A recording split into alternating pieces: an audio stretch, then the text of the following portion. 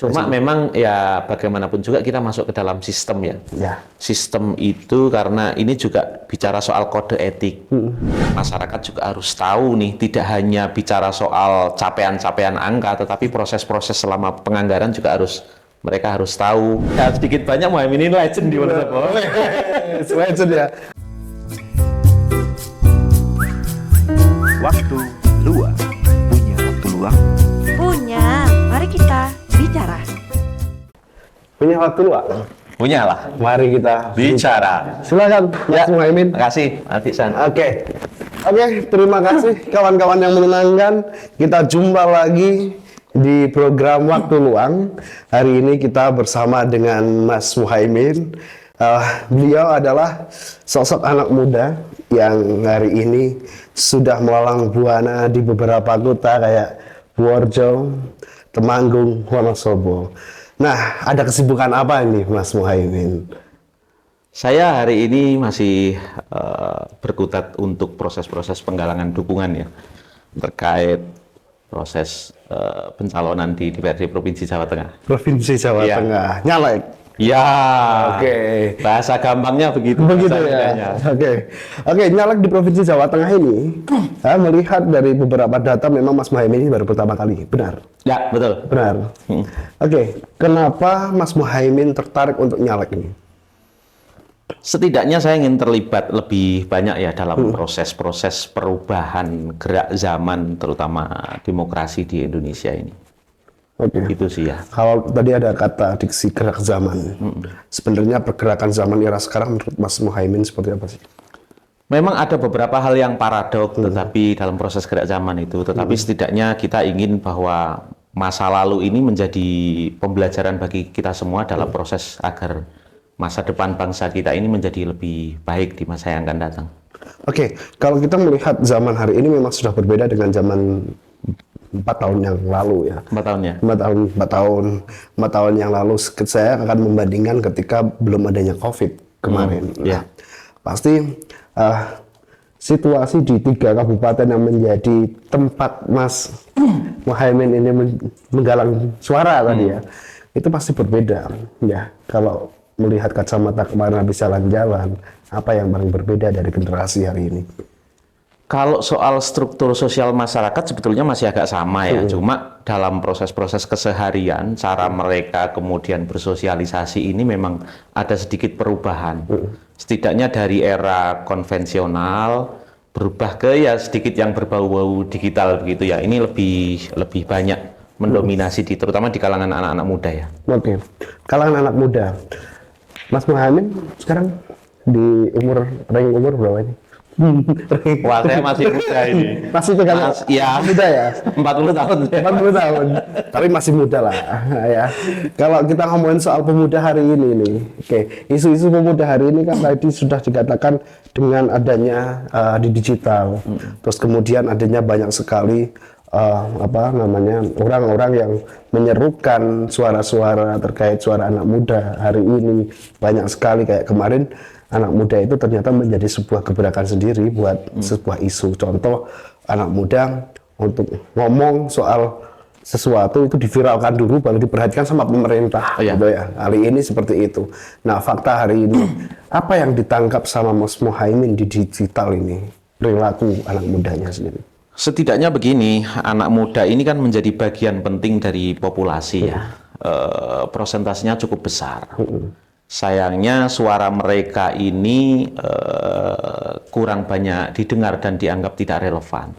Karenanya memang sudah saatnya anak-anak muda ini lebih banyak memahami, dalam bahasa saya adalah melek politik dan terlibat lebih banyak di proses-proses politik. Ya. Melek politik? Iya. Kata melek politik ini, dari kemarin kita berbicara dengan beberapa narasumber yang nyalek ini. Oh sudah? Sudah ya.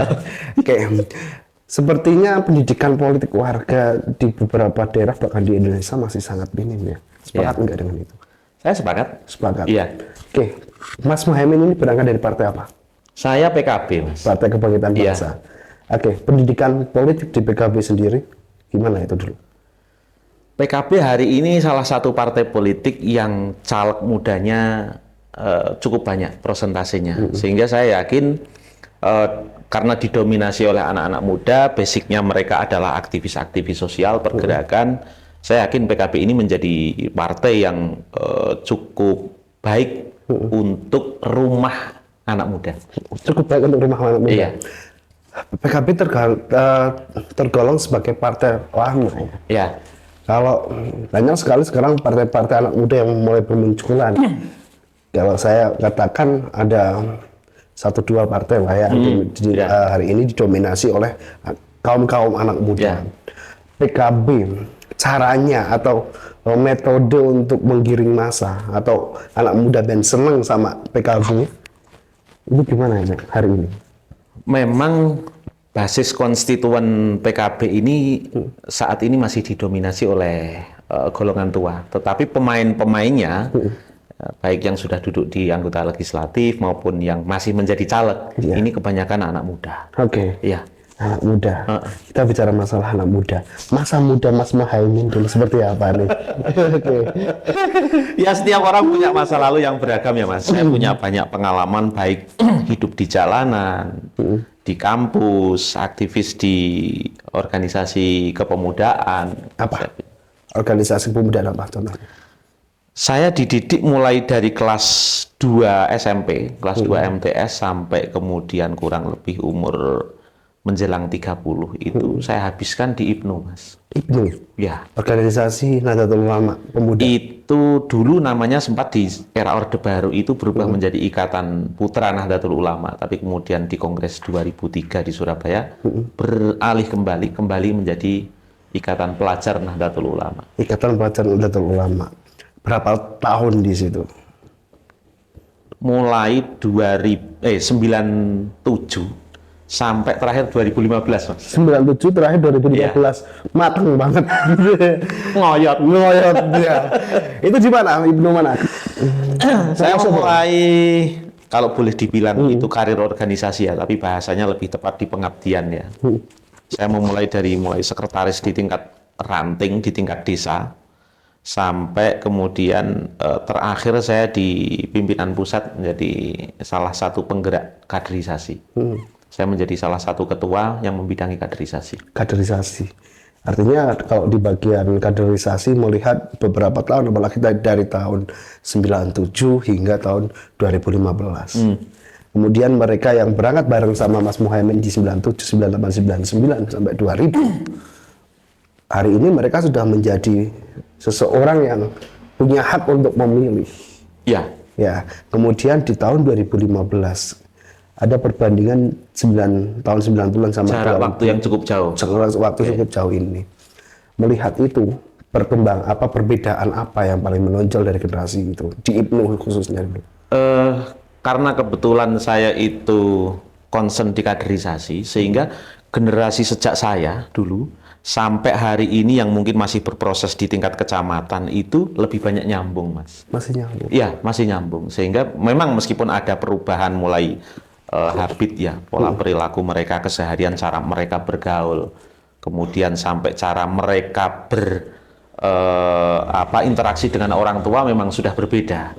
Tetapi saya rasa itu masih dalam ring yang wajar lah ya. Artinya ya memang begitulah anak muda. Nakal-nakal sidik ya ora apa-apa. Nakal sidik. Tapi kan tetap jalan kembali karena mereka sudah kita bekali dengan berbagai macam doktrin dalam bahasa kita agar mereka itu bagaimanapun juga tetap harus hormat kepada orang-orang tua ya. Masuk 97. Pasti ada kaderisasi juga dong. Ya. Paling diingat dari sosok guru. Mas Muhaimin itu kata apa sih yang sampai saat ini masih dipegang? Pasti seseorang yang besar itu dia mengingat guru nih. Ya. Apa? Dan siapa sosok guru itu? Saya malah begini. Dari hampir banyak guru-guru saya. Ya sampai sekarang nggak ada kan yang namanya mantan guru kan. Nggak ada. Tetap guru. Guru saya di MTS, guru saya di MAN itu mereka selalu bilang begini. Tak dongake sok dadi anggota DPR. Selalu gitu? Iya. Dari dulu? Iya, benar itu Mas. Oke, semoga ini terjadi ya. Amin. Ya, oke. Ya. Hanya itu saja. Ya, yang lain ya banyaklah terkait dengan nasihat umum kesehariannya. Salah satu nasihatnya. Biasakno kulinakno tumindakmu podo karo karping atimu. kabeh diperlakukan dengan menggunakan hati. Ya, ini berarti kan prinsip integritas ya. Integritas, kabeh kudu nganggo rasa. Ya, agar sinkron antara otak kita, hati kita, perilaku kita. Oke, tiga ini ya. Ya. Oke, kalau kita melihat dari ketiga otak, hati, sama perilaku. Terus kemudian tadi kita sudah berbicara masalah kaderisasi pasti sudah berpengalaman di Ya, sini. ya. Pasti juga kalau di kaderisasi, di organisasi pasti ngomongin soal sumber daya alam nih. Ya, kalau kita melihat tiga daerah ini, Wonosobo, Temanggung, Purworejo, menurut Mas Muhaimin yang sudah jalan-jalan, sumber daya alam Wonosobo, Purworejo, Temanggung itu bagaimana? Memang punya karakteristik masing-masing ya. Meskipun Wonosobo dan Temanggung agak sedikit sama, tetapi Purworejo ini kan dia daerah pesisir, Mas, ya. Daerah pesisir, Purworejo juga terbagi menjadi 3 bagian, antara yang pesisir selatan, di tengah, dengan di sebelah utara yang sudah berbatasan langsung dengan Wonosobo ya. Karakteristik masyarakatnya juga berbeda, potensi-potensi sumber daya alamnya juga berbeda. Tapi paling menarik dari ketiga kabupaten itu mana? Kalau Bicara dibilang yang sumber daya paling alamnya menarik, aja. sebetulnya semua bisa dikembangkan, Mas. Tugas kita itu bagaimana mendorong agar masyarakat lokal itu kan mampu mengembangkan potensinya masing-masing ya. Oke, mendorong potensinya masing-masing dengan sumber daya alamnya masing-masing. Iya. Kalau kita bicara masalah karakteristik ketiga daerah itu memang beda banget. Kalau Wonosobo wisatanya sangat mendorong. Iya. Oke, Temanggung juga sama, tapi di sana punya tembakau yang menghidupi masyarakat. Purworejo, di sana masyarakat pesisir nelayannya juga. Hal apa untuk menyatukan satu visi Mas Muhaimin dari ketiga daerah ini dengan dasar sumber daya alam? Tentu harus ada diskusi dan kolaborasi kawasan ya, Mas ya. Bagaimanapun Purworejo, Wonosobo, Temanggung ini kan segitiga emas. Iya. Nggak bisa kemudian kita berpikir secara parsial ya. Semuanya kuncinya ada di kolaborasi, Mas, saya kira. Antar pemangku kepentingan, berbagai macam pihak-pihak yang terkait, saya kira perlu berlumbuk untuk segitiga emas ini bisa menjadi salah satu trigger ya. Triggernya. Iya. Ketiga, tadi ngomongin soal kolaborasi. Terus kemudian kalau kita bicara masalah kolaborasi ini ada beberapa unsur nih dari ketiga hal ini kan. Dari apalagi kultur masyarakatnya juga berbeda-beda. Pasti banyak sekali perbedaan di situ. Cara pendekatan yang dilakukan sosok Mas Muhaimin ini lebih cenderung cara nongkrong, cara yang seperti apa sih biar orang itu kenal, oh caleg sing tukang nongkrong ini Mas Muhaimin, caleg sing tukang ini A, B, C. Nah, Mas Muhaimin itu pengen seperti apa sih? Memang dalam proses politik dan melakukan pendekatan terhadap masyarakat ini ada banyak cara ya. Kebetulan kan dari sejak muda, ya meskipun sampai sekarang ya masih muda ya Mas ya, saya bergaul dengan banyak kalangan, dari mulai teman-teman yang memang fokus petani, cah-cah dalanan, itu saya semuanya bergaul. Sampai urusan makanan saja, itu saya lebih suka nongkrong di angkringan lah, kira-kira begitu. Bagi saya ada kenikmatan tersendiri, sehingga saya selalu punya cara dan pintu masuk untuk berkomunikasi dengan seluruh golongan masyarakat ya. Golongan masyarakat. Sampai hari ini. Artinya, sampai hari ini Mas Muhaimin ini berjalan untuk menyiapkan 2024 sudah berjalan berapa lama? Saya mulai Februari, Mas. Februari mulai berjalan. Februari, artinya Februari sudah diberikan lampu ya untuk segera ikut melakukan kontestasi ini. Apa yang dilihat dengan cara itu? Paling menarik, paling berkesan itu apa? Pastilah, ya kan, jalan ke 3 kota, nanti saya ketemu orang kayak gini, masih teringat-ingat gitu. Ada nggak? Kalau yang sangat berkesan belum ada sih, tetapi saya banyak belajar dari mereka ya. Artinya karena mereka itu basicnya juga berbeda-beda, saya berusaha untuk saya simpan nih. Ini menjadi salah satu motivasi bagi saya, salah satu bekal bagi saya ketika nanti terpilih menjadi anggota DPRD. Oke, kelihatannya slow ya, tapi jaringannya sudah berjalan sendiri. beberapa harus saya simpan. Ini soal rahasia. Oke. Beberapa harus disimpan ya. Oke. Menarik ya. Jadi kita sudah menarik, kita berbicara tadi sudah beberapa clue yang sudah keluar, ada gerakan zaman, terus kemudian barisan strategi yang masih disimpan. Nah, untuk memastikan bahwa keputusan nanti seorang DPRD akan mengambil sebuah kebijakan apa. Kalau aku tadi pertama lah ngomong itu. Kasaran seperti itu. Ya, kita harus mendorong agar seluruh kebijakan ini adil bagi semua golongan masyarakat ya. Karena mau tidak mau, meskipun kita berangkat dari salah satu partai politik, tapi kalau kita sudah berbicara soal Jawa Tengah, berembuk dengan kawan-kawan di seluruh partai politik, tentu harus mengedepankan kepentingan umum ya, public ordernya harus menjadi sesuatu yang kita ugemi, Mas. Oke, public order, apa yang diorder, Mas? Ya tentu mereka punya banyak, saya tidak menganggapnya sebagai masalah, saya menganggapnya ini sebagai sebuah kenyataan yang ada di masyarakat, dan itu harus secara responsif, itu harus kita respon lah. Responsif harus kita respon. Iya, harus secara cepat kita respon. Caranya gimana nih? Ya, apa mau ikut sama yang gubernur sekarang itu? Gubernur yang sekarang Pak Ganjar misalnya. Iya. Saya belum sampai ke situ. Belum Saya masih sampai fokus bagaimana agar proses di pencalegan ini tuntas dulu, Mas. Oke, kalau kita ketemu sama anak muda nih, ya, anak muda nonton sama nonton acara ini. Oh, Mas Muhaimin itu sosok yang seperti apa? Kalau soal itu kan menyangkut soal personal branding ya, saya kira ya. Saya tidak terlalu berpikir soal bagaimana membranding diri saya. Bagi saya adalah. Tapi sorry, kalau anak-anak Ibnu ngomong soal Mas Muhaimin, ini ngomongnya kayak apa sih? Gitu. Pasti kan dengar kan? Ya tanya aja sama anak-anak Ibnu lah. Lebih fair gitu ya. Iya. Tapi ya sedikit banyak Muhaimin ini legend di Wonosobo. Legend ya. Oh, Wonosobo. Memang lahir di mana, Mas? Saya lahir di Wonosobo, Mas. Betul. Ya, saya di perbatasan Purworejo sudah sana. Wonosobo. Desa Gading Rejo, pelosok, Mas. WhatsApp. Tapi mau ke Jawa Tengah dan belum pernah nyalek juga. Belum pernah. Belum pernah. Tadi kita ngomong soal adil ya. Adil, beberapa partai nanti dikumpulkan. Adil itu kan cenderung nanti ada sebuah transparansi. Ya, hari ini saya juga sama teman-teman belum pernah melihat namanya transparansi DPRD. Atau mungkin kami yang nggak pernah lihat. Kalau menurut Mas Muhaimin sendiri, DPRD hari ini, apakah sudah transparansi terkait dengan anggarannya yang digelontorkan dari pusat untuk masyarakat sekian-sekian? Masyarakat sudah bisa mengakses itu? Saya kira begini, bicara soal sudah transparan atau belum itu tentu ada tingkatannya ya. Nah, tugas kita nanti adalah mendorong agar transparansinya itu kita tingkatkan. Caranya? Ya, caranya karena ada banyak kanal yang bisa kita manfaatkan ya. Ada banyak kanal, ada banyak cara, banyak media yang bisa kita pakai. Salah satunya misalnya ya public hearing kita maksimalkan, konsultasi publik. Kemudian masyarakat juga harus tahu nih, tidak hanya bicara soal capaian-capaian angka, tetapi proses-proses selama penganggaran juga mereka harus tahu. Mungkin rapat-rapat terbuka misalnya, sehingga masyarakat juga mendengar, tidak melulu soal rapat tertutup.